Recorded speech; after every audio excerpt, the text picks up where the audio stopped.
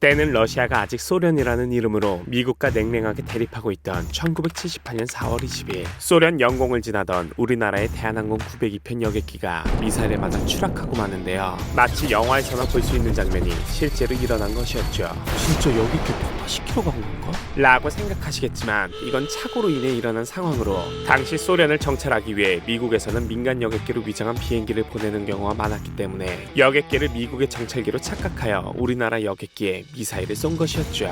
원래 이 여객기는 파리에서 이렇게 앵커리지와 도쿄를 거쳐 서울로 갔어야 했는데 그 당시 비행기에서 항로를 찾을 때 사용하던 자이로 컴퍼스라는 특수장치에 이상이 생겨 자복급 근처에서 길을 잃으면서 원래 항로를 크게 벗어나 소련의 영공을 침범한 것이었죠. 그리고 하필 그곳이 소련의 방공기지가 밀집된 상공이었어서 미사일이 날라온 것 같은데 아니 그럼 경고도 안 하고 미사일 쏜 거야? 아니 너무하네 라고 생각하시겠지만 소련군도 무전을 통해 교신을 시도했지만 서로가 사용한 주파수가 달랐고 경고장을 날린 알렉산드로 보소프 대위는 영어도 하지 못했기 때문에 소통이 어려웠던 것으로 파악됐다고 하는데요. 사태의 심각성을 몰랐던 승객들은 여객기 옆으로 전투기가 달려들자 보기 드문 광경의 창문으로 구경하며 손을 흔들고 사진까지 찍었다고 하는데요. 이를 전투기에서 목격한 보소프는 비행기가 진짜 여객기일 수도 있겠다는 생각이 들어 상부를 계속해서 설득해봤지만 결국 윗선의 명령을 거역하지 못하고 미사일을 두 발을 발사하게 됩니다. 불행 중 다행으로 발사한 미사일 하나는 완전히 빗나갔지만 두 번째 쏜 것이 폭발하면서 왼쪽 날개 끝 4m가량이 떨어져 나가고 파편에 의해 비행기 몸체에도 수십 개의 구멍이 생겼다는데요. 당시 상황을 자세히 기록해둔 한 일본인 승객의 노트엔 미나상 비행기가 혼돈이 추락됐으네.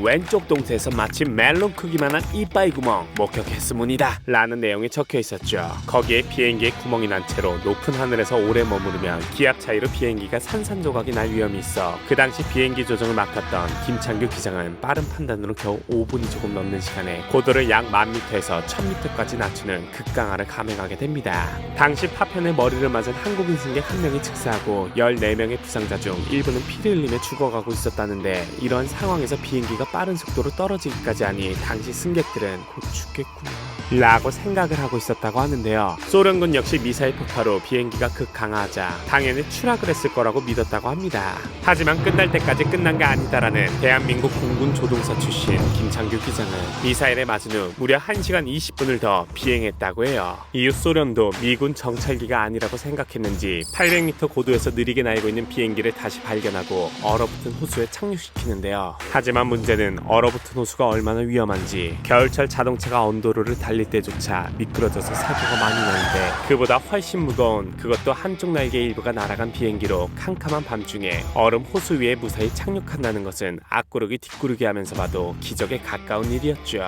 하지만 김창규 기장은 소련군도 감탄한 미친 조종 실력으로 이 어려운 걸 해냅니다. 혹시나 호수의 얼음이 깨질까 일부러 호수의 가장자리 쪽에 착륙을 시도하였고 마지막 순간에 의도적으로 비행기의 일부를 땅에 올려 혹시나 얼음이 깨지더라도 물에 가라앉을 위험을 줄였죠. 덕분에 승무원을 포함해 무려 109명의 탑승자 중 미사일 파편에 이미 다친 사람들을 제외하고는 부상자 한 명 없이 착륙에 성공했고 전 세계 역대 여객기 추락 사고 중에서도 극히 드문 사례로 길이 남았다고 합니다.